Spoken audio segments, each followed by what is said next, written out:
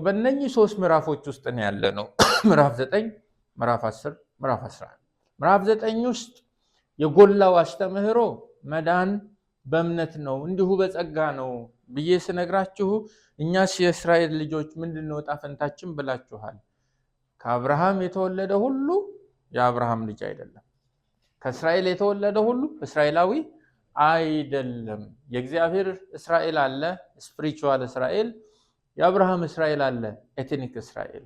ስለዚህ እስራኤላዊነትን የተረዳችሁበት አረዳድ ትክክል ስላልሆነ እሱን ልንገራችሁ ብሎ ያስረዳቸውና ሲጀምር መዳን እኮ በምርጫ ነው። እግዚአብሔር መርጧችሁ እንጂ እናንተ እግዚአብሔርን መርጣችሁት አይደለም። ይሄንን ሲሰራ ደግሞ አምላካችን ሉዓላዊ አምላክ ስለሆነ ነው። በፈቃዳችሁ አይደለም የዳናችሁት ብሎ ይሄንን በብዙ የብሉይ ኪዳን ማጣቀሻ አስረድቷል። ምዕራፍ 10 ላይ ደግሞ ይሄን ከተናገረ በኋላ ታዲያ በምርጫ ነው ብለን ደግሞ ተሳስረን እንዳንቀመጥ የጌታን ስም የሚጠራ ሁሉ ምን ይሆናል? ይድናል። ኦፍ ኮርስ መራጩ እግዚአብሔር ነው። በቅድመ ዕውቀቱ ሁሉንም እንደ ሐሳቡ የሚመራው እግዚአብሔር ነው። ይሄ ግን መሬት ላይ ሲወርድ ያሉትን ቅደም ተከተላዊ ፍሰቶች ማወቅ አለባችሁ ብሎ ነው ያስረዳል። 21 ቁጥሮች ነበሩት ምዕራፍ 10። በአምስት ከፍለን ተማምረናል ታስታውሳላችሁ። አንደኛው ከቁጥር 1 እስከ 4 ያለው ነው። እስራኤል እንዲድኑ የሚጸልይበት ነው። ቅናታቸው ለእግዚአብሔር ያላቸው ቅናት ጥሩ ነው፣ ነገር ግን በእውቀት ላይ የተመሰረተ ቅናት አይደለም ይላል። ከሕግ የሆነ ጽድቅ ከእምነት የሆነ ጽድቅን ያብራራል። ወንጌል የተገለጠው የእግዚአብሔር ጽድቅ የተገለጠው በብሔር በሰፈር እንዲወሰን ተደርጎ ሳይሆን ስሙን የሚጠራ ሁሉ እንዲድን ነው። ይሄ ደግሞ ደረጃዎች አሉት ብሎ ያስረዳል። ከዛ ጥያቄዎችን መጠየቅ ይጀምራል። በምዕራፍ 10 የመጨረሻዎቹ ቁጥሮች ላይ ከቁጥር 18 ጀምሮ ዛሬ ወደምናየው ወደ ምዕራፍ 11 ከመሄዳችን በፊት ከሮሜ ምዕራፍ 10 ቢያንስ 3 ቁጥሮችን የምዕራፉ አንቀጽ አድርጎ መውሰድ ይቻላል። 3 ቁጥሮችን በትልቁ ማክበብ ጥሩ ነው። አንደኛው ቁጥር 4 ነው። ምዕራፍ 10 ቁጥር 4 የሚያምኑ ሁሉ ይጸድቁ ዘንድ ክርስቶስ የሕግ ፍጻሜ። ይሄ ቴዎሎጂካል አሰርሽን በቃ ሰው ሁሉ ሊይዘው የሚገባ አስተምህሮ ነው። ስነ መለኮታዊ መግለጫ ነው። የሚያምኑ ሁሉ ነው የሚለው። እገሌ ብሎ እዛ ምደባ ውስጥ አይገባም። ይጸድቁ ዘንድ ክርስቶስ የሕግ ፍጻሜ ነው። አንዱ የምንይዘው እንደ እምነት አንቀጽ ከምዕራፍ 10 የምናወጣው ቁጥር 4 ነው። ሁለተኛው ቁጥር 13 ነው።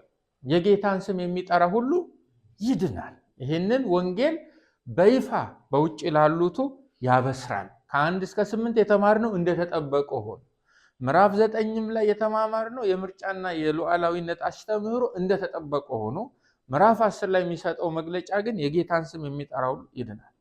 ሶስተኛው ቁጥር 17 ነው። እምነት ከመስማት ነው፣ መስማት በእግዚአብሔር ቃል ነው። እነኚህ ሶስቱ በጣም ሊያዙ ይገባል። የምዕራፉ ዋና ጭብጦች ስለሆኑ እኚህን ለማብራራት ነው ሌሎች ቁጥሮች የገቡት ነው ብላችሁ። ወደ ሮሜ ምዕራፍ 11 እንግዲህ እንምጣ። ምዕራፍ 11 36 ቁጥሮች ነው ያሉት። በሁለተኛው የሮሜ መጽሐፍ ምድብ ውስጥ ነው ይሄ ምዕራፍ ያለው። ምዕራፍ 9 ምዕራፍ 10 ውስጥ ነው የሚገባው። ምዕራፍ 11 የእስራኤላውያን ስፍራ የቱ ጋር ነው የሚለውን ጥያቄ የሚመልስበት ነው ይሄ ምዕራፍ። ሮሜ ምዕራፍ 9ና ሮሜ ምዕራፍ 10 ውስጥ ጳውሎስ ከእግዚአብሔር የማዳን አጀንዳ አንጻር እስራኤላውያን ያሉበትን የወቅቱን አሁናዊ እና ተጨባጫዊ ሁኔታ ያጠናባቸው ናቸው ሁለቱ ምዕራፎች። አሁን በኋላ አቴንሽናችሁን ፈልጋለሁ። ትንሽ ከበድ ያለ ምዕራፍ ስለሆነ ምዕራፍ 11 ምዕራፍ 9ና ምዕራፍ 10 ከትልቁ የእግዚአብሔር የማዳን እቅድ አንጻር እስራኤላውያን በጳውሎስ ዘመን በሱ ጊዜ የነበሩበትን ነባራዊ ሁኔታ ተጨባጫዊ ሁኔታ እያነሳ የሚያስረዳበት ነው። በተለየ መልኩ ግን ምዕራፍ 11 ከዚህ ከትልቁ የእግዚአብሔር የማዳን እቅድ አንጻር የእስራኤላውያንን የወደፊት ዕጣ ፈንታ መጨረሻቸውን የሚያጠናበት። እስካሁን ባለው ነባራዊ ሁኔታ መዳን በእምነት ነው ብለናል። ሁሉም ከእስራኤል የተወለደ እስራኤላዊ አይደለም ብለሃል። እሺ ይሁን፣ መጨረሻስ እንዴት ልንሆን ነው? መጨረሻ ላይ ፍጻሜውስ ላይ እንደው በቃ እንደምትለው እንደተተውን ልንቀር ነው? እነኛ ሁሉ ተስፋዎች የተገቡልን ኪዳኖች ስለኛ የተነገሩት ትንቢቶች አፈር ከድሜ ሊበሉ ነው ወይ የሚለውን ደግሞ የሚያጠናበት ነው። ይሄ የምዕራፉ ትኩረት መጨረሻ ላይ የእስራኤል የወደፊት ዕጣ ፈንታ ምንድነው የሚለውን ማጥናቱ ምዕራፉን ለመረዳት ትንሽ የሚከብድ በመጠኑም ደግሞ አከራካሪ እንዲሆን አድርጎታል።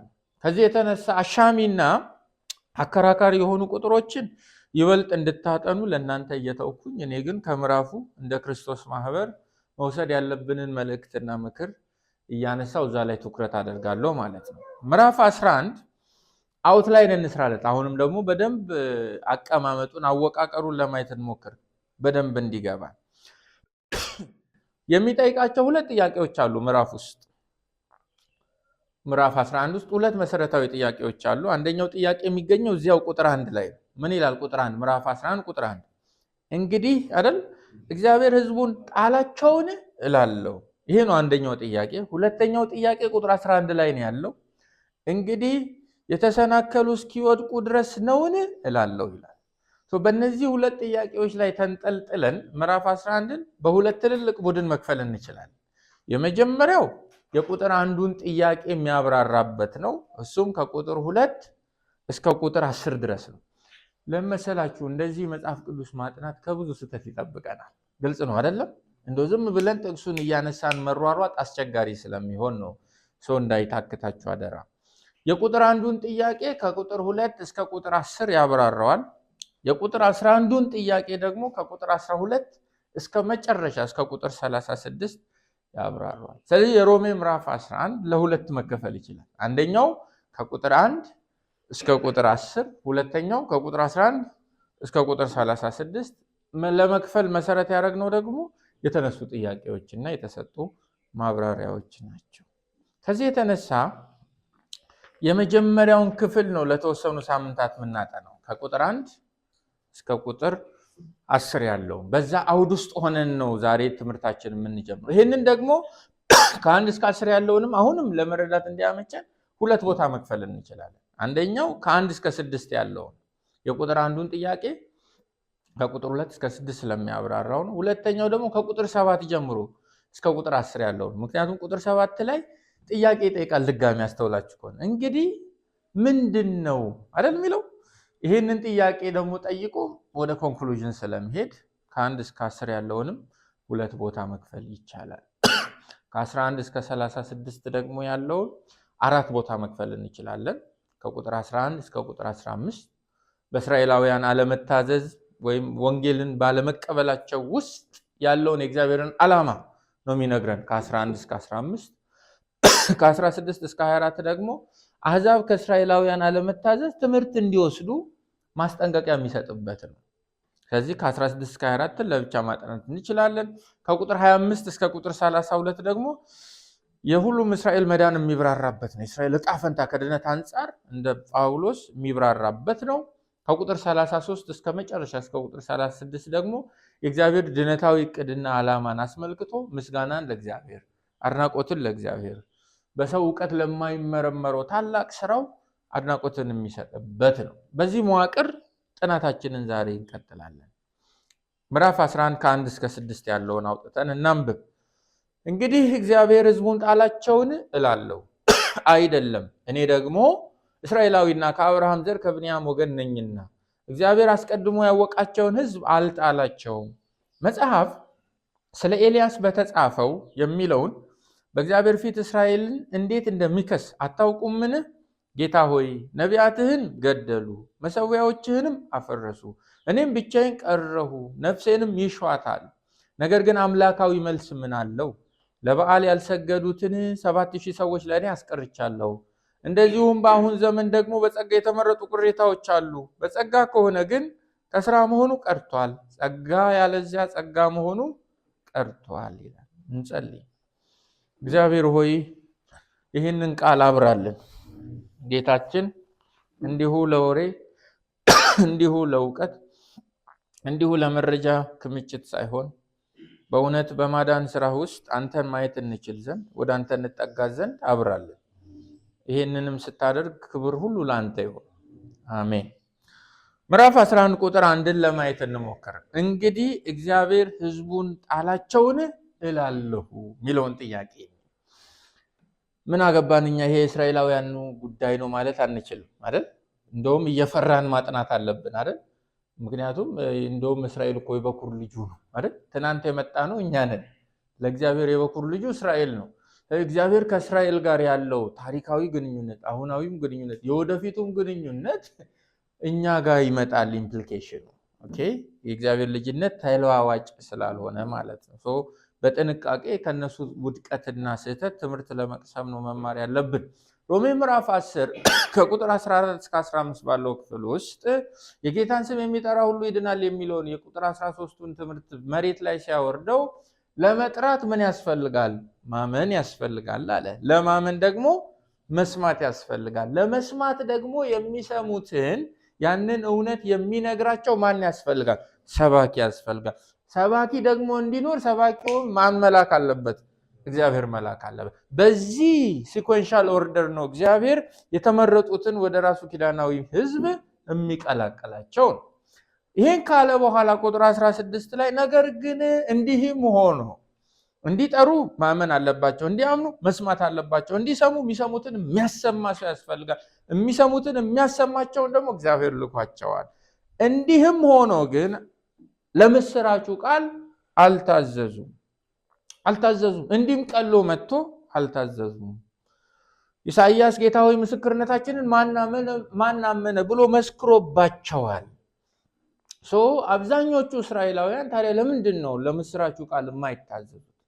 ሩቅ ነው በሰማይ ነው ያለችው እንዳይሉ አይደለም፣ ከባህር ማዶ ናት እንዳይሉ አይደለም፣ ጥልቅ ውስጥ ናት እንዳይሉ አይደለም።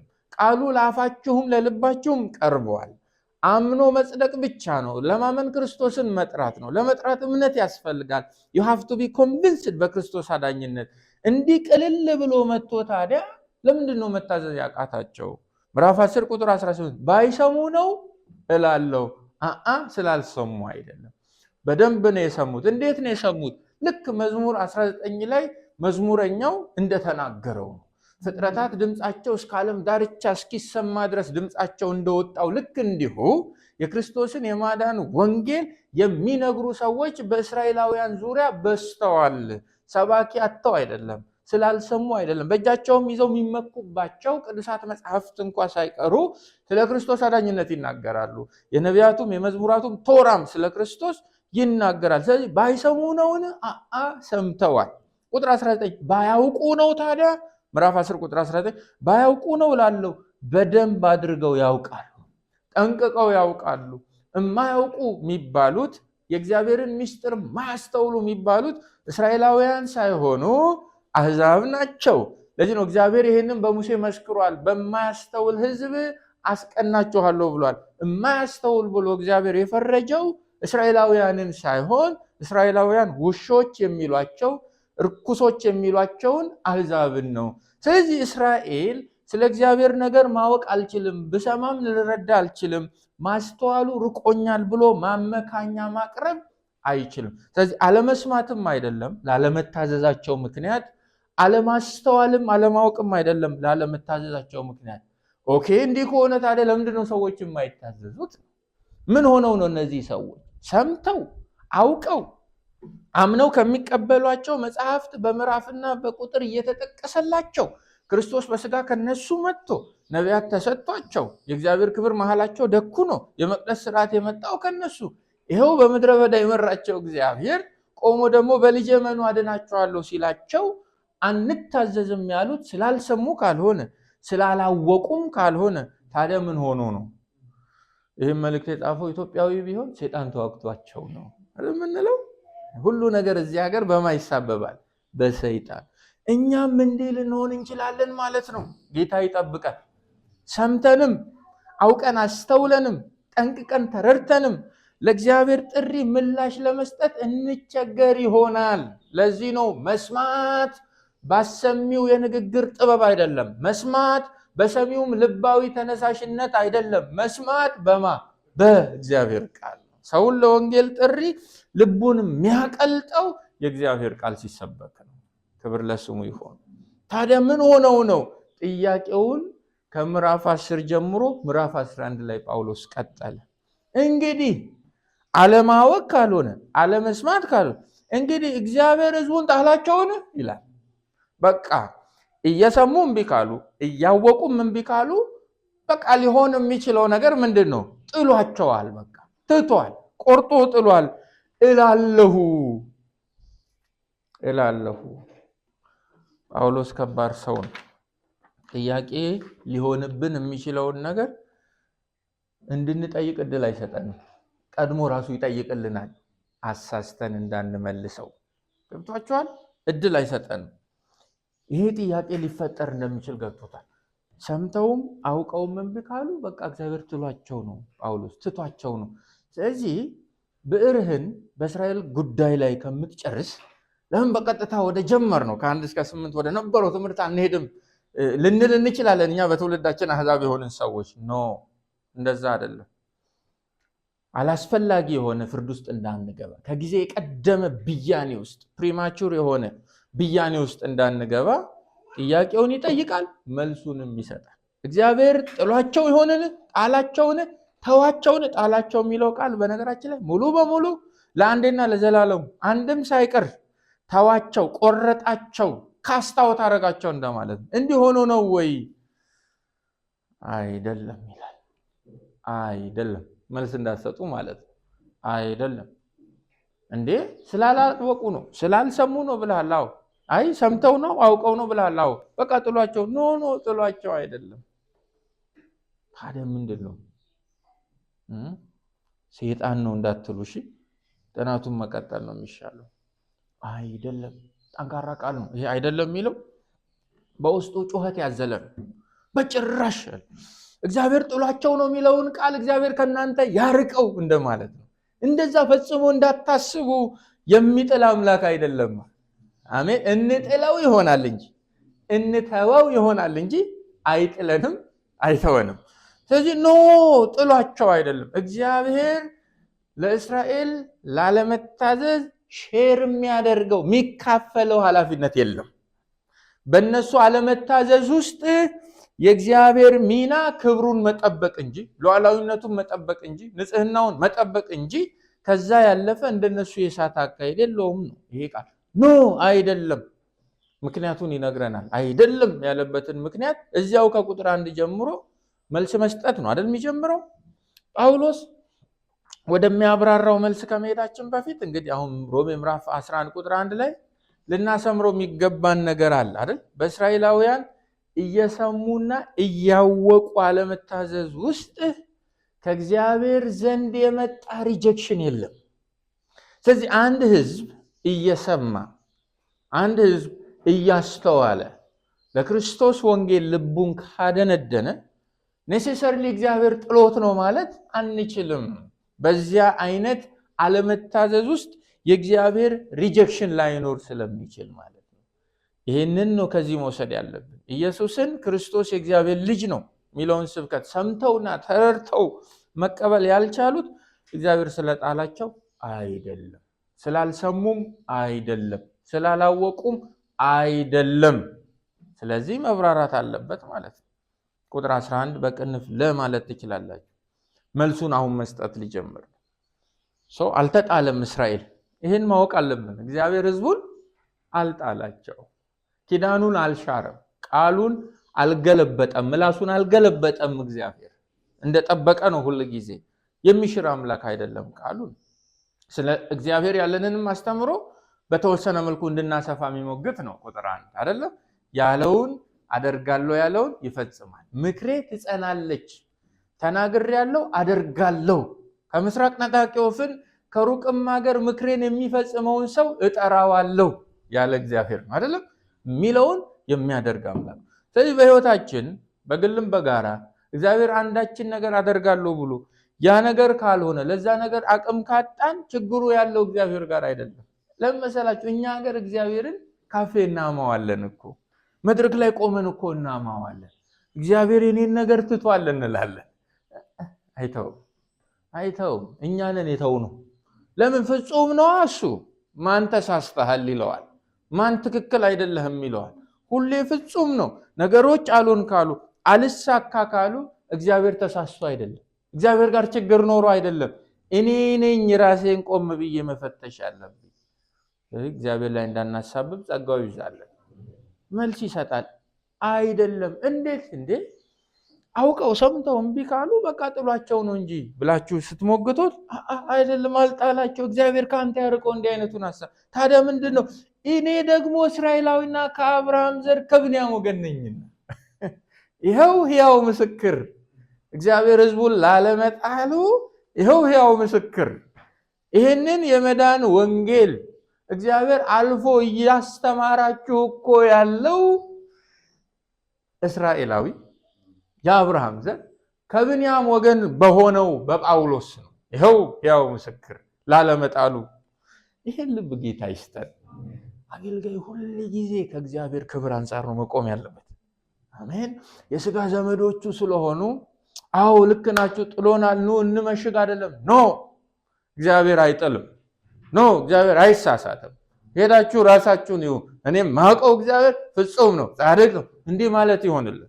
ሁሉ ጊዜ on the side of God መቆም። አሜን። ምንድነው የአገልጋይ ጥብቅና? እግዚአብሔር ብቻ። የአገልጋይ አገልግሎት ትኩረቱ ሁሉ ከማን አንጻር? ከእግዚአብሔር ክብር አንጻር መሆን አለበት። ጌታ ይርዳን። እኔ ሕያው ምስክር ነኝ። ይሄ ነው የመጀመሪያው ማስረጃ። ስለዚህ ማስረጃ አንድ ብላችሁ መጻፍ ትችላላችሁ። እግዚአብሔር እስራኤልን ካስጣውት እንዳላደረገ አይነተኛው ማስረጃ ይኸው ጳውሎስ አለ። ምክንያቱም እኔ ራሴ ከብንያም ነገድ የአብርሃም ዘር የሆንኩ እስራኤላዊ ነኝ ነው የሚለው። አስተውላችኋል? እርግጥ እግዚአብሔር እስራኤልን ትቶ ከሆነ ጥሎ ከሆነ ሪጀክት አድርጎ ከሆነ ታዲያ እኔ ጳውሎስ እንዴት ለወንጌል ጥሪ መታዘዝ ቻልኩ? ለዚያውም ከነሱም መካከል የምብስ ደም የጠማኝ ክርስቲያኖችን እያነኩኝ የስድብ ቃል ተናገሩ ምል በደብዳቤ እየለቀምኩ እስር ቤት የምጥለውን ሰውዬ ከቀየረ ለምስራችሁ ቃል እንድገዛ ብቻ አይደለም የልጁን ወንጌል ሃሌሉያ እስከዚህ ደረጃ የሚሰራ አምላክ። አያችሁ ወንጌል ሲቀይር እንዲህ ነው። ጠባይ አይደለም የሚቀይረው፣ ባህሪያችሁን አይደለም የሚቀይረው፣ ባንክ ያለውን አካውንታችሁን አይደለም የሚቀይረው፣ ጤናችሁን አይደለም የሚቀይረው፣ ሁለንተናን ይቀይር። በቃ ልቡ ተገለበጠ። ማን አንተ የምታሳድደኝ? እኔ እኮ ያሳደድኩት ወዳጆችን ወንድሞች ክርስቲያን የሚባሉትን እኔን ነው ያሳደድከኝ። ኢየሱስ ስሙ ብሩክ ይሁን። ክርስቶስም ራሱን ከኛ ጋር አይደንቲፋይ ሲያደርግ ደስ አይልም? ኖ እነገሌና በኤፌሶን ያሉ በቆሮንቶስ ያሉ ክርስቲያኖችን ምታስ ኖ እኔን ነው ያሳደድከኝ። በሱ ውስጥ መታየት ይሆንልን። እኔን ቀይሯል። የኔን ልብ ቀይሯል። ለምን? መስማት በማን ነው? በእግዚአብሔር ቃል ስለ የእግዚአብሔር ቃል እኔን ቀይሮኛል። ይሄው ሁነኛ ምስክር ነው ያለው። ስለዚህ ትቷቸዋል ጥሏቸዋል የሚለው አርጊመንት ውሃ ያነሳም። ሰው ጳውሎስ ራሱን ሲገልጽ ለምንድን ነው በጥቅሉ ወይ በድፍኑ እኔ ጳውሎስ አይልም አይደል? እዚህ ጋር ምንድን ነው የሚለው? እስራኤላዊ ከአብርሃም ዘር ከብንያም ወገን። በጣም ነው የሚገርመው። አንድ አይሁዳዊ ስለራሱ ሲጠየቅ የሚያወራበትን ሙሉ ፕሮፋይል ያሟላ ገለጻ ነው የሚሰጠው። እስራኤላዊ ከአብርሃም ዘር ከብንያም ወገን፣ ከዚህ ዘር ሐረግ ውስጥ እኔ ወጥቻለሁ፣ እኔ መጥቻለሁ፣ ወንጌል እኔን ቀይሮኛል ነው የሚል ያለው። ነገር ግን የእግዚአብሔር ቃል የተሻረ አይደለም። ሮሜ 9:6 ላይ እነዚህ ከእስራኤል የሚወለዱ ሁሉ እስራኤላዊ አይደሉምና የሚለውን ትምህርት የሚያስተጋባ ነገር ነው። አሁንም በዚህ በምዕራፍ 11 ቁጥር 1 ላይ መልስ የሚሰጣቸው አሉ እያለን ነው። ስለዚህ የመጀመሪያው ማስረጃ እግዚአብሔር እስራኤልን ላለመጣሉ የመጀመሪያው ማስረጃችን ማን ነው? ራሱ ጳውሎስ ነው። ወደ ቁጥር 2 እንሂድ። ይሄ ግልጽ ስለሆነ እግዚአብሔር አስቀድሞ ያወቃቸውን ሕዝብ አልጣላቸውም። ይሄ እኮ ስቴትመንት ነው። ጳውሎስ ስላለው ብቻ ልንቀበለው የሚገባ አይደለም። በቃ ጳውሎስ ኢየሱስ ስለሆነ አይደለም፣ አይደለም። ጳውሎስ መለኮት ስለሆነ አይደለም። መንፈስ ቅዱስ ነው በእነዚህ ሰዎች አልፎ የሚሰብከን አይደለም። ስለዚህ እኛ የጳውሎስ ጠበቃዎችም አይደለም፣ የማጠበቃዎች ነን የእግዚአብሔር። ስለዚህ ይህን ስልጣን ሰጥተን የምንሰማው ስልጣኑ የምንሰጠው ለጳውሎስ አይደለም። ለጳውሎስ ሰጠን ስንል ማስረጃ ምንድነው? ከበስተጀርባ ያለው አንደርስታንዲንግ ለእግዚአብሔር ኢንስፓየር ላደረገው ቃሉን ለጻፈው ለመንፈስ ቅዱስ ማለታችንም አይደል? እሱ እንደ ትእዛዝ እየነገረን ነው። እግዚአብሔር አስቀድሞ ያወቃቸውን ሕዝብ አልጣላቸው። ይሄው ሁለተኛ ማስረጃ፣ ያው ምስክር እኔ ጳውሎስ አለሁላችሁ። በሁለተኛ ደረጃ ደግሞ እግዚአብሔር ሕዝቡ ያደርገው ዘንድ የመረጠውን ሕዝብ የሚጥል አምላክ አይደለም፣ ባህሪው አይደለም። ስለሱ እንዲህ መረዳት አትችሉም እያለ ነው። እንዲህ አይነቱ ንግግር እግዚአብሔር ህዝቡን አይጥልም አይተዋቸውም የሚለው ንግግር በብሉይ ኪዳን መጽሐፍት ውስጥ አለ። መዝሙር 94 ላይ አለ ቁጥር 14 ላይ እግዚአብሔር ህዝቡን አይጥልምና ርስቱንም አይተውምና። ስለዚህ ሊያሳስበን የሚገባው ሊያስፈራን የሚገባው ሊያስጨንቀን የሚገባው ጉዳይ እግዚአብሔር ይጥል ይሁን አይጥል ይሁን የሚለው ሳይሆን ህዝቡ ነኝ ወይስ አይደለሁም። ኦኬ እዛ ጋር ነው ትኩረታችን መሄድ ያለበት። አንደኛ ሳሙኤል 12:22 እግዚአብሔር ለእርሱ ህዝብ ያደርጋችሁ ዘንድ ወዷልና እግዚአብሔር ስለ ታላቅ ስሙ ህዝቡን አይተውም ተብሎ ተጽፏል። አምላካችን ህዝቡን የሚጥል አምላክ አይደለም። ፖይንቱ ህዝቡ ነን ወይስ አይደለም? ይሄ ያሳስበን። የአዲሱ የእግዚአብሔር ህዝብ ማህበርተኛ እንደሆናችሁ በምንድን ነው የምታውቁት? የኪዳን ህዝብ ውስጥ መሆናችሁን በምንድን ነው የምታውቁት? አንዳንድ ሰው ቸርች ሜምበር ስለሆነ ቤተክርስቲያን ስለማይቀር አስራት መባውን ስለሚሰጥ የአዲሱ የእግዚአብሔር ህዝብ ብልት እንደሆነ ያስባል። ማስረጃው እሱ አይደለም። ምንድነው እርግጠኛ ያደረገን? የአካሉ ብልት እንደሆነ የኪዳን ህዝብ ውስጥ የተመረጥን ዜጎች የሆንን እንደሆነ ምንድነው እርግጠኛ ያደረገን? አያችሁ፣ ሊያሳስበን ይገባል። what makes us sure እንደዛ እንድናስብ እያደረገኝ ያለው ነገር ምንድነው? በተለይ የዮሐንስ መልእክታትን ስናነብ በደንብ አድርጎ ይለይልናል። እግዚአብሔርን ትወዳለህ? እሺ። ወንድሞችንስ? አይ በቃ እግዚአብሔርን አትወድም፣ ሐሳብ አይግባ ነው የሚለው። ወደ ጎን ካለው ከእግዚአብሔር ወንድና ሴት ልጆች ጋራ እንዴት ነው ህይወታችን? ምክንያቱም በግል አይቻልም አይደለም። በግል አሁን ኩላሊት ውልቅ ብሎ እየዘለለ ይሄዳል እንዴ? እሱ አኒሜሽን ላይ ነው አይደል? በገሃዱ ዓለም አይቻልም። በህይወት ለመኖር ማን ያስፈልገዋል? የተቀሩ የአካል ብልቶች ያስፈልጉታል። የእግዚአብሔር ህዝብ ውስጥ ነን ወይ? ዋት ኢፍ የዓለም ህዝብ ውስጥስ ብንሆን በምን እናውቃለን? መቼም መጸለይን ምክንያት አታረጉልኝ። ቆሞ መዘመር ዓለማውያን መካከልስ ሆነን እያመለክን ቢሆን በምን ታውቃላችሁ? እግዚአብሔር ካልመረጠውስ ጋር ቢሆን በምን እናውቃለን? የእግዚአብሔር ቃል በዚህ ደረጃ ይጫናል። አሜን። ሲሪየስ ነው ለቤቱ ጌታ ሲቀን አይደለም። ከህዝቡ ጋር መሆን ይሁንልን። አሜን። የእግዚአብሔር ህዝብ እግዚአብሔር እናንተ አካባቢ የት ነው ሙቭ እያደረገ ያለው? ንገሩኝ። የት እየሰራ ነው? የት እየተናገረ ነው? እግዚአብሔር የቱ ጋር ነው በክብሩ ቁጭ ያለው? እስቲ እንሂድ እንፈትሽ። ከሌለ እግዚአብሔር ከሌለ የእግዚአብሔር ህዝብ ነው ማለት ያስቸግራል። ለምን? እግዚአብሔር ህዝቡን አይጥልም። ቢተውትም አዎ፣ ቢርቁትም አዎ፣ እሱ የሚጥል አምላክ ግን አይደለም። ስለዚህ ከእግዚአብሔር ህዝብ ጋር መሰደድ፣ ከእግዚአብሔር ህዝብ ጋር መቆም፣ ከእግዚአብሔር ህዝብ ጋር ማበር ይሁንልን። አይጥልም ተብሎ ተጽፏል። ማስረጃ፣ እግዚአብሔር አስቀድሞ ያወቃቸውን ህዝብ አልጣላቸው። የሚጥል አምላክ አይደለም። ይህ ዘመናችንን እንመረምር ያደርጋል። ታዲያ ምን ነው የማይሸት እግዚአብሔር አይደለም? ምን ነው የማይታይ? ያለም እኮ አይመስልም። በቤት ውስጥ ክብሩም ያለ አይመስልም። ድምፁ ያለ አይመስልም። መዓዛው ያለ አይመስልም። እዚህ ጋር ደግሞ ህዝቡን አልጣለም። ማስታረቅ አለብን። መንፈሳዊ ምክር ከዚህ መውሰድ አለብን።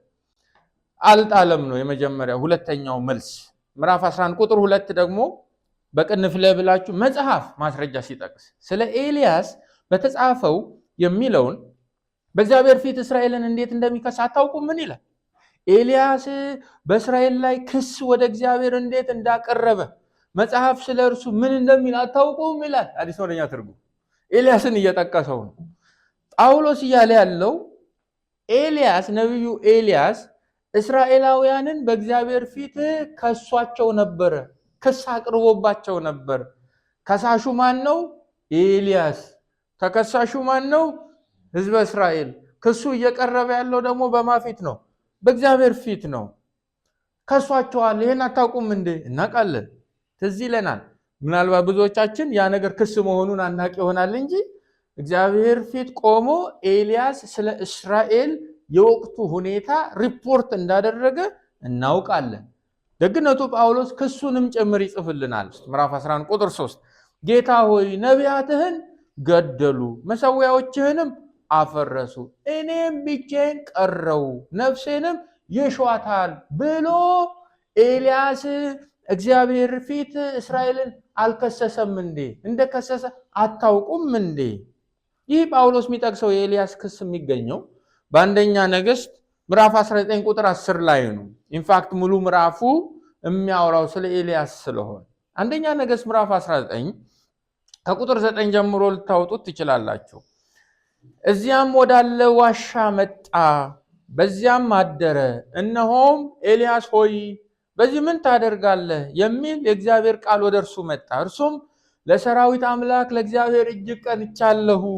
የእስራኤል ልጆች ቃል ኪዳንህን ትተዋል፣ መሠዊያዎችህንም አፍርሰዋል፣ ነቢያትህንም በሰይፍ ገድለዋል።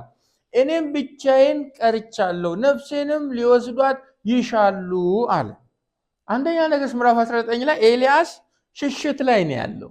እየሸሸ ደግሞ ያለው ከንግሥት ኤልዛቤል ነው። ልትገድለው እንደፈለገች ሰምቷል። ይሄ ሰው ከሷ ሰይፍ ለመዳን ወደ ኮሬብ ተራራ ሸሽቶ የሄደበት ምዕራፍ ነው ምዕራፍ 19።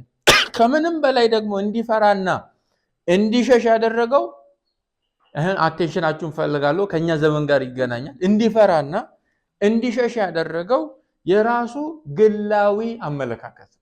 የራሱ ግላዊ አመለካከት ምን ብሎ ነው የሚያስበው? የእስራኤል ልጆች የእግዚአብሔርን ቃል ኪዳን እንደተዉ መሠዊያዎችን አፍርሰዋል። ከእርሱ ውጪ ያሉትን ነቢያቶች ምን አድርገዋል? ከኤልያስ ውጪ ያሉትን ነቢያቶች አርደዋል፣ ገለዋል። የእርሱንም ነፍስ ሊገድሉ እያፈላለጉት ነው። እነማ? እስራኤል፣ የእስራኤል ንጉሥ፣ የእስራኤል ንግሥት፣ እስራኤላዊ እያሳደደኝ ነው። በእስራኤላውያን ዘንድ ለእግዚአብሔር እየቀና ያለው ሰው በዚህ መረዳት ማ ብቻ ነው? ኤልያስ ብቻ ነው። እኔ ነኝ እየቀናው ያለሁት፣ ሁሉንም ጨርሷል፣ እኔም የሸሸሁት እንዳልሞት ፈርቼ ነው ብሎ ለእግዚአብሔር እየተናገረ። በዚህ በኤልያስ ጉዳይ ውስጥ የጳውሎስ ትኩረት ምንድን ነው? እግዚአብሔር ይህንን የኤልያስ ክስ ተቀብሎታል ወይ? አሁን ይህንን ክስ ማን ያመልጣል? እናመልጣለን? አይመስልም። ዘመኑ አይቀዘቅዝም። እኔ ብቻ ነኝ አትልም? አንዳንዴ ይኸው የለም አንልም? አንዳንዴ እኛ ብቻ ነን አትሉም? ስታዩ አምልኮ ዘፈን ሲሆን አይደል? ይሄ እኮ አደባባይ ላይ የወጣ ነገር አይመናፈስም አይደል? በግልጽ ነው የሚወራው። አምልኮ ዘፈን ሲሸጥ መድረኩ በቃ ደንበኛ የሆሊውድ አክተርስ የሚራገጡበት ሲመስል በጭስ ሲታፈን፣ እኛ ገንዘብ ስለሌላችሁ ነው እንዳትሉ፣ ገንዘብ ስለሌላቸው እንደዛ አይነት መድረክ ስለሌለ አይደለም፣ ስለማናምንበት ነው። እሱን ደግሞ ገንዘብ ሲሰጠን ጌታ እናያለን፣ ችግር የለም። ግን እንደዚህ ነገር ስታዩ በቃ አሁን እኮ መንፈስ ቅዱስ አንተራራለ፣ አንተ ጠብቀን፣ ጌታ ይጠብቀን። እኔ ሐሜት ውስጥ ለመግባት አይደል፣ ከፊት ለፊት ያሉት 6 ወንበሮች ሲያዙ አይደል፣ እኛ ከኋላ ከፊትማ ለሚቀመጥ እንጂ በቀይ ምንጣፍ እንድልክ ከሆሊውድ ኢንዱስትሪ። አንዴ የኬንያው ፕሬዚዳንት ኡሁሩ ኬንያታ ከሆነ ሀገር መጡና አሉ፣ እዛ ከሀገራቸው ናይሮቢ ሲያርፍ አውሮፕላኑ የአውሮፕላን አየር መንገድ ሰራተኞቹ የዛን ቀን ቢዚ ሆነው ይሁን ተዘናግተው ቀዩ ምንጣፍ አልተነጠፈም። ይሄ ደግሞ በሀገር መሪ ዘንድ ፕሮቶኮል። ሰውየው አልሄድም አለ። ዌር ኢዝ ዘ ሬድ ካርፔት አለ። ለነሱ ይሰራል አይደለም እንዴ? ለነሱ ይሰራል፣ ግድ ነው፣ የሀገር ፕሮቶኮል ነው። ይሄ ግን የማ ቤት ነው? የእግዚአብሔር ቤት ነው። የእግዚአብሔር ቤት ነው። አሜን። አንድ ጌታ ነው ያለው። 7 ራስ የላትም ቤተክርስቲያን። አንድ ራስ ግን እንደዚህ 7 ራስ ይመስላል አይደል? ሲቀያየር ምን ሰማው ሲቀየር የእግዚአብሔር ጸጋ በአደባባይ በገንዘብ ሲቸበቸብ፣ ኦኬ፣ ፈውስ ሲሸጥ፣ ባለሀብት በእግዚአብሔር ቤተክርስቲያን ውስጥ ቀዳሚ ሲሆን፣ እንደዚህ አይነት ነገር ስትሰሙ፣ ስክሮል የምታረጉትን ነገር ሁሉ ስታዩ እንደ ኤልያስ አለ ማለት ይቻላል ወይ? አይቻልም። ይኸው የለም ገለዋል፣ ነቢያቶችህን ገለዋል አለ።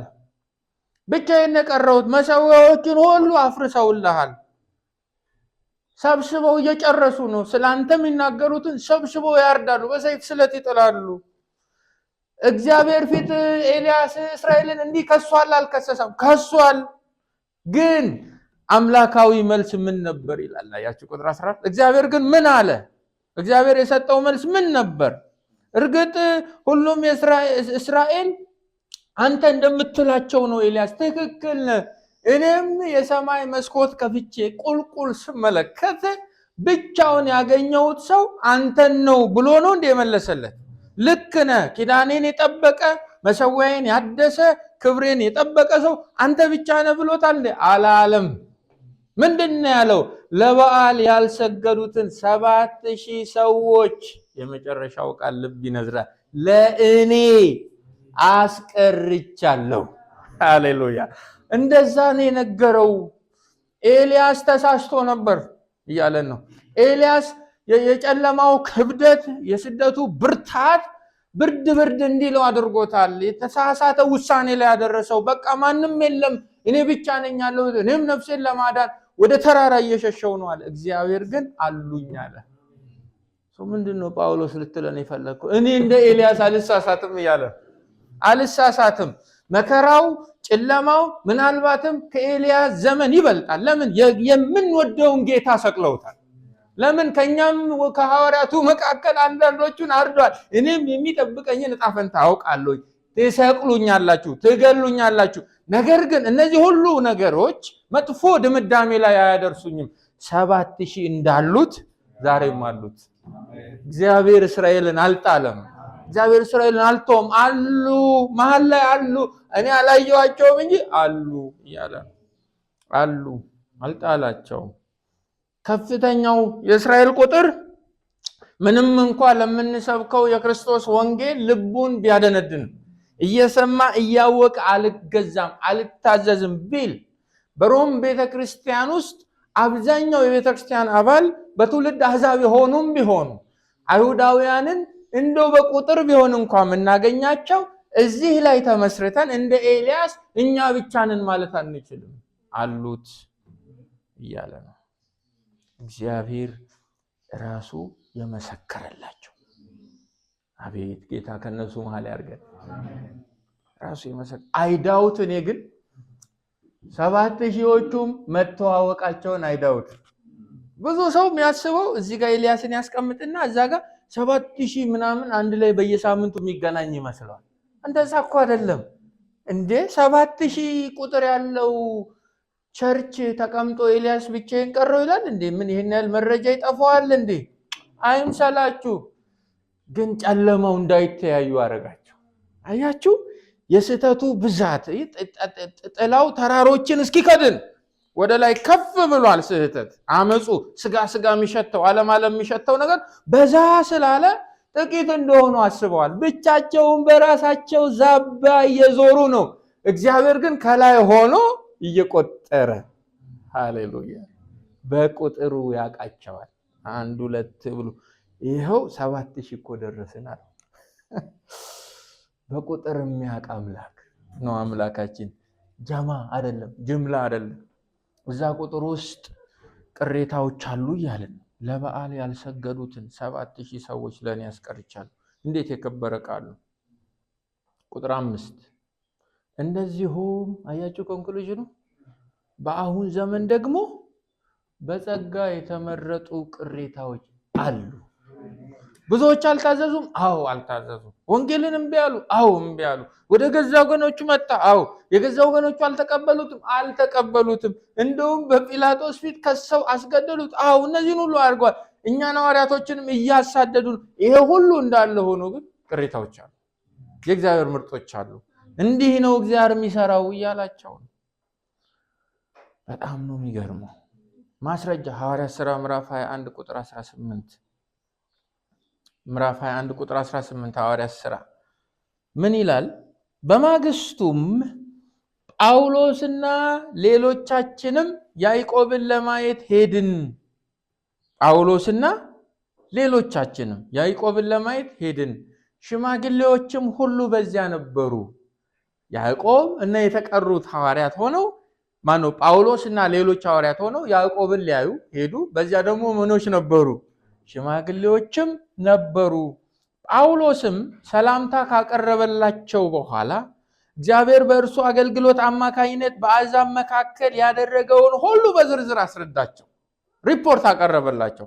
እነርሱም ይህን ሲሰሙ እግዚአብሔርን አመሰገኑ። ጳውሎስንም እንዲህ አሉት፣ ወንድም ሆይ በብዙ ሺህ የሚቆጠሩ ይላል አዲስ መደበኛ ትርጉም፣ በብዙ ሺህ የሚቆጠሩ አይሁድ እንዳመኑ ተመልከት። ሁሉም ደግሞ ለሙሴ ሕግ የሚቀኑ ናቸው። እግዚአብሔር ሌጋሊስቶቹን ቀይሯል።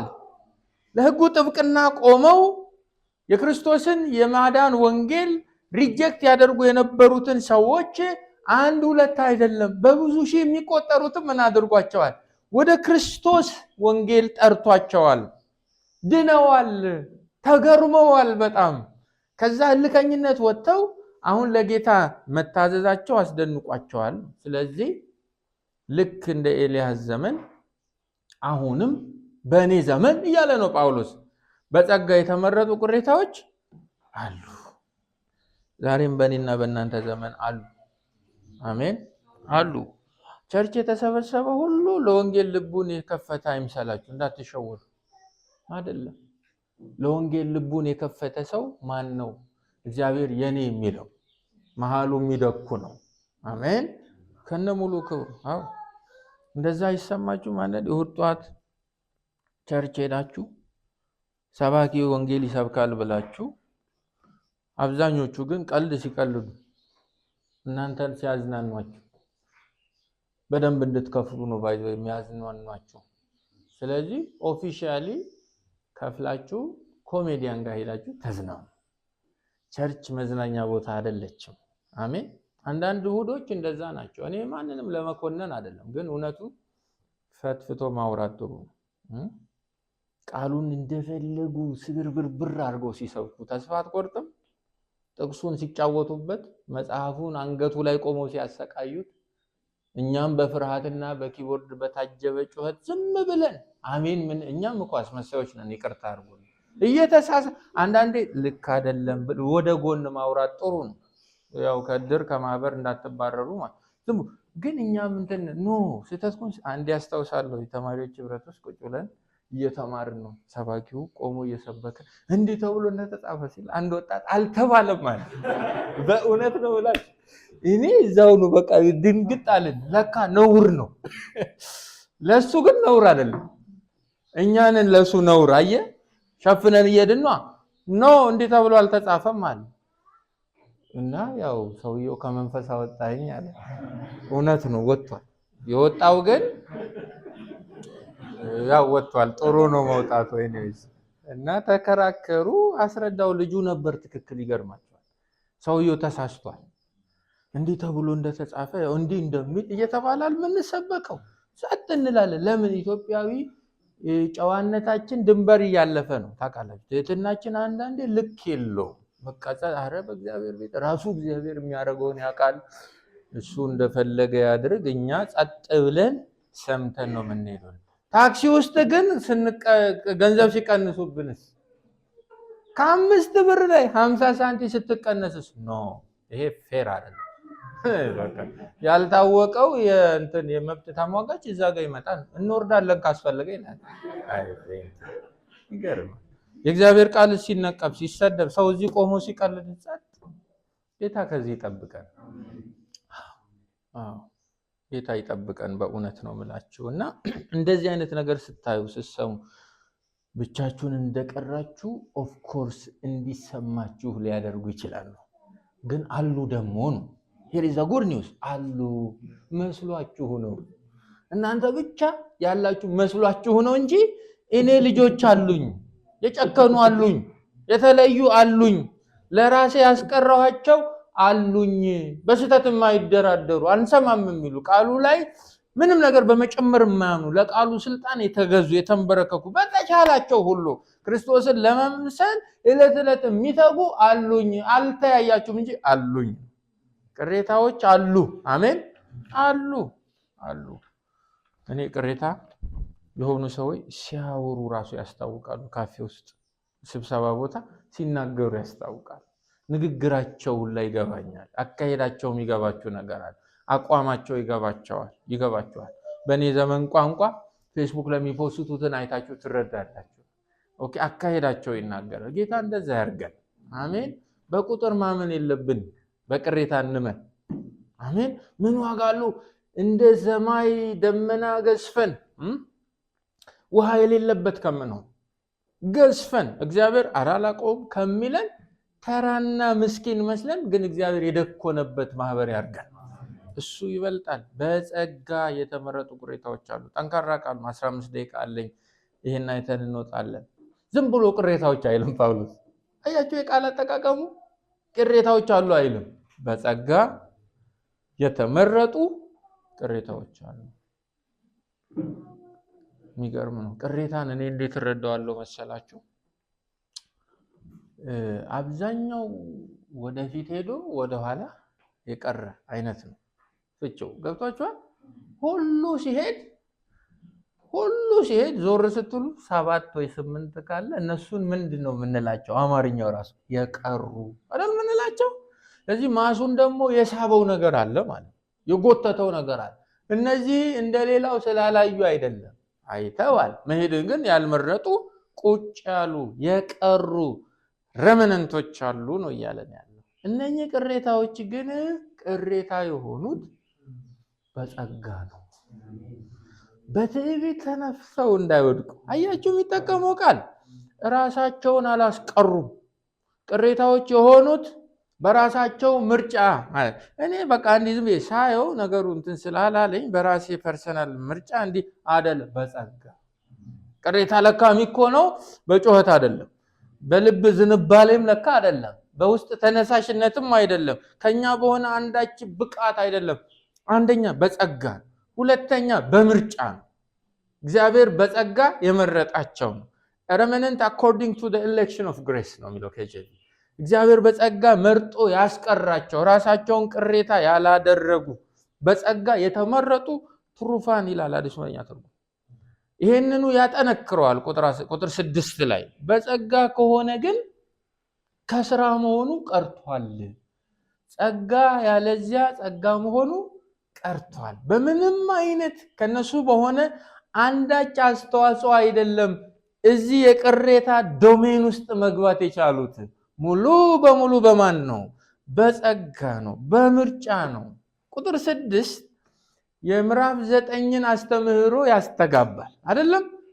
አይነጣጠሉም፣ በምርጫ ነው ያለውን እሱ ነው ያጸናል። አሉ እግዚአብሔር አልጣለም ብዙ አሉ። ነገር ግን እግዚአብሔር ሕዝብ የሚለው ሁሉንም ሳይሆን ቅሬታዎችን። እነኚህ ቅሬታዎች ደግሞ ቅሬታ መሆን የቻሉት ከነሱ በሆነ ስራ አይደለም፣ ሕጉን በመጠበቃቸው አይደለም፣ በመታዘዛቸው አይደለም፣ በጸጋ ነው። መርጧቸው የእግዚአብሔር ጸጋ ብቻ። አሜን። ሶላ ግራቲያ የሚሉት የፕሮቴስታንት አዳሲያ ለዚህ ነው። ክብር ለእግዚአብሔር ብቻ፣ በጸጋ ብቻ፣ በእምነት ብቻ፣ በክርስቶስ ብቻ፣ በቅዱሳት መጽሐፍት ላዕላይነትና ስልጣን ብቻ፣ በእነዚህ 5ቱ ብቻዎች የሚያምኑት ለዚህ ነው። የእግዚአብሔር ጸጋ ብቻ ቅሬታ ያደርጋል። ክብር ለስሙ ይሁን። እግዚአብሔር ያስቀራቸው ነው የሚለው እኮ ቃሉ ራሱ አይደለም? እግዚአብሔር ያስቀራቸው፣ ለእኔ ያስቀረኋቸው ነው የሚለው እንጂ ለእግዚአብሔር የቀሩ አይልም። ስለዚህ ሰው ራሱን ለእግዚአብሔር የቀረ ሊያደርግ አይችልም። ማን ነው የቀረ የሚያደርገው? ራሱ ጸጋው ነው። ይሄን ለምን ክብር ሁሉ ለእርሱ ብቻ ነው። ስለዚህ ቅሬታ ለመሆናቸው ስራቸው መሰረት አልነበረም። በስራ ቢሆንማ በጸጋ አይሆንም ነው። አለበለዚያ ጸጋ መሆኑ ያከትማል። አይነተኛ የጸጋ መጽሐፍ ቅዱሳዊ ዴፊኒሽን ይሄ ነው። በጸጋ ውስጥ ቅንጣት ታክል የሥራ ሽታ የለም፣ የሰው ጠረን የለበትም። ጸጋ ውስጥ ሰው የለም፣ ጸጋ ውስጥ ስራ የለም። ጸጋ ማለት ሰው ሙሉ በሙሉ ውጥት ብሎ እግዚአብሔር ሙሉ በሙሉ ግኝት ሲል ማለት ነው። ግብት ሲል ሲቆጣጠር ማለት ነው። እግዚአብሔር የሌለበት ሰው ግን የገነነበት ከሆነ እሱ ጸጋ ይባላል። ምንድነው የሚባለው? ስራ። ስለዚህ ቅሬታ በመሆን አግባብ ውስጥ እግዚአብሔር እንጂ ያለው እነኚህ ሰዎች እጃቸው የለበትም።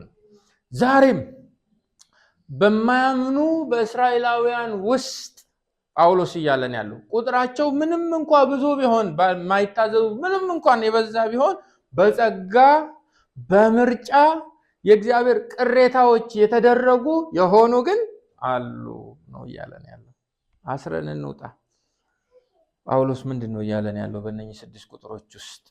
ወንጌል ወደ ሰማይ ሄደን እናምጣው እንዳትሉ ሩቅ አይደለም አይደል? ወደ ባህር ማዶም እንሂድ ወደ ጥልቅም እንሂድ እንዳትሉ ባህር ማዶ አይደለም። በአፋችሁም በልባችሁም ቀርቦላችኋል። ለመዳን ለመጽደቅ ከእግዚአብሔር ጋራ ሌጋል የሆነ ሪሌሽንሺፕ ለመፍጠር የተለየ ትግል ወይም ስቃይ ውስጥ መግባት ከማንም አይጠበቅም። ተራራ መውጣት አይጠበቅም። ራስን መጉዳት አይጠበቅባችሁም። ለመዳን የሚያስፈልገው አንድ ነገር ብቻ ነው፣ የጌታን ስም መጥራት፣ ለማመን ወንጌልን መስማት፣ ለመስማት ሰባኪን መቀበል፣ ሰባኪን ለመቀበል በእግዚአብሔር የተላከ መሆኑን ማጣራት። እንዲህ ቀለል ብሎ መጥቷል። ነገር ግን ምንም ያህል እንዲህ ቀለል ያለ ቢመጣም ሁሉ ለምስራቹ ቃል ይታዘዛሉ ማለት አይደለም። ስለዚህ ሁሉም የአዳም ዘር ይድናል ብለን መደምደም አንችልም። ሁሉም የእስራኤል ልጆች አንዳቸውም ሳይቀሩ እኛ የተቀበልነውን የክርስቶስን ወንጌል እስራኤላዊ ሆነው ስለተመረጡ ብቻ ይቀበላሉ የሚልም ድምዳሜ መስራት አንችልም። ማናቸው የሚቀበሉት? ቅሬታ የሆኑት። ስለዚህ ስላልሰሙ ነው እንዳንል እግዚአብሔር ብስራቱን አሰምቷል። ስላላወቁ ነው እንዳንል የሕግ መጽሐፍ ያላቸው ሰዎች ናቸው፣ ያስተውላሉ። እግዚአብሔር ትቷቸዋል፣ ጥሏቸዋል እንዳንል ምንም እንኳን ያልታዘዙ በቁጥር ቢበዙም እንደ ኤልያስ ዘመን እግዚአብሔር ለራሱ ያስቀራቸው በጸጋ የመረጣቸው ምርጦች ቅሬታዎች አሉት።